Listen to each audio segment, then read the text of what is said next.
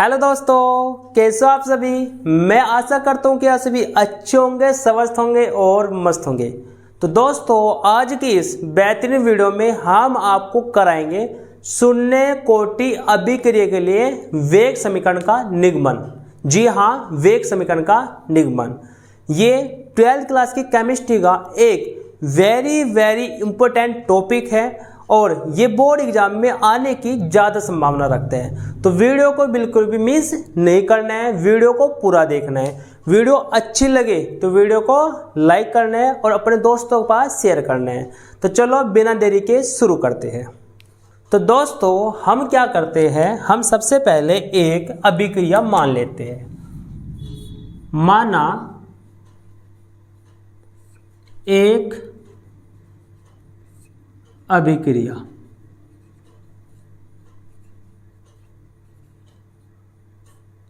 अभिक्रिया क्या है? अभिक्रिया है हमारा अभिकारक होता है। अभिक्रिया के अंदर क्या होता है? अभिकारक। और अभिकारक को हम लिखते हैं R। और अभिकारक से क्या बनता है? अभिकारक से बनता है उत्पाद, और उत्पाद को लिखते हैं हम P। क्या लिखते हैं? P लिखते हैं। अब हम जानते हैं कि वेग नियम कहता है कि वेग जो होता है वह समानुपाती होता है, वह समानुपाती होती है अभिकारक की सांद्रता की। ये कोष्टक लग गया, ये R हो गया। R क्या है? अभिकारक। ये क्या होगी? अभिकारक की सांद्रता की पावर n। अब जैसे हम यहाँ पर वेग है, समानुपाती का चिन्ह हटाएंगे, एक नियतांक आएगा जिसको कहेंगे k, और ये जो k होता है इसको कहते हैं वेग स्थिरांक। क्या कहते हैं? वेग स्थिरांक। और यहाँ पर हो जाएगा हमारा r और n। ठीक है, तो यहाँ पर हमारा n का मान रहेगा 0। क्यों रहेगा? क्योंकि हमारी शून्य कोटि की अभिक्रिया है। शून्य कोटि की अभिक्रिया तो n का मान 0 है। प्रथम कोटि की अभिक्रिया होती तो यहाँ पर n का मान कितना होता? 1 होता। ठीक है, तो n का मान यहाँ पर 0 पुट कर लेते हैं। तो वेग हो गया बराबर के R की पावर कितनी हो जाएगी? 0। और जिसकी पावर 0 होती है उसका मान हमेशा 1 होता है। तो यहाँ पर हमारा के ये गुणा में कितना आ जाएगा? 1। तो 1 को गुणा लिखा नहीं करते तो इसको क्या हो जाएगा? ये क्या हो जाएगा? वेग बराबर के। वेग बराबर क्या हो जाएगा? के।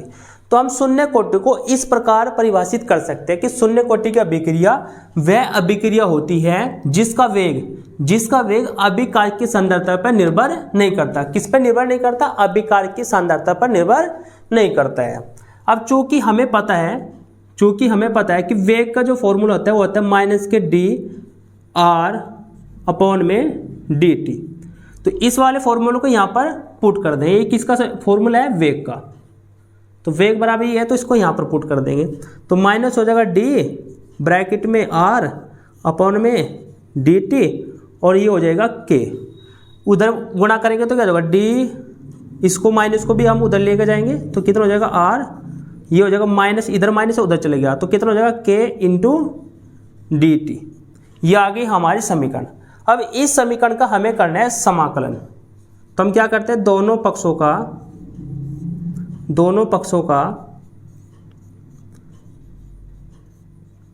समाकलन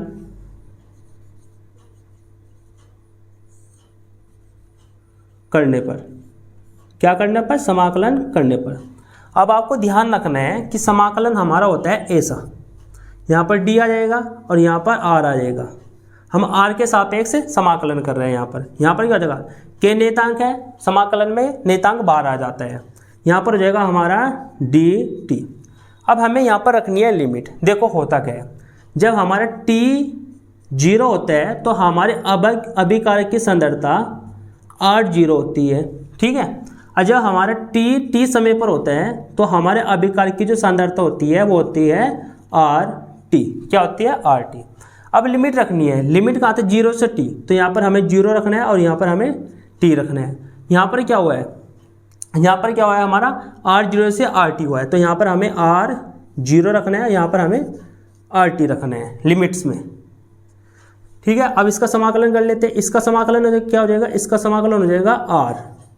क्या हो जाएगा? R। लिमिट्स क्या हो जाएगी? लिमिट्स हो जाएगा RT और R0 बराबर क्या हो जाएगा? यहाँ पर हो जाएगा हमारा K माइनस का K और यहाँ पर लिमिट्स क्या हो जाएगी टी, लिमिट्स क्या हो जाएगी टी और 0।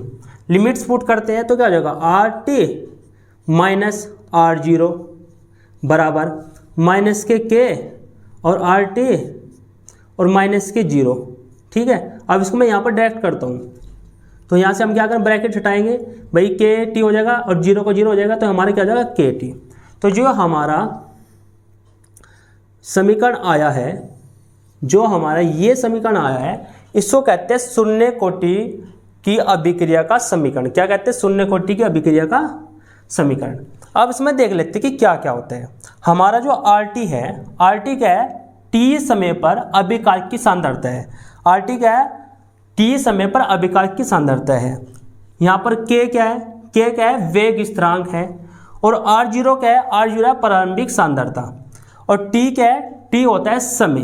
ठीक है, तो कुछ इस तरीके से हमें शून्य कोटि अभिक्रिया हेतु समाकलित वेग समीकरण निकालना था। तो इस तरीके से हमें समीकरण स्थापित करना था, इस तरीके से हमें इसका निगमन करना था।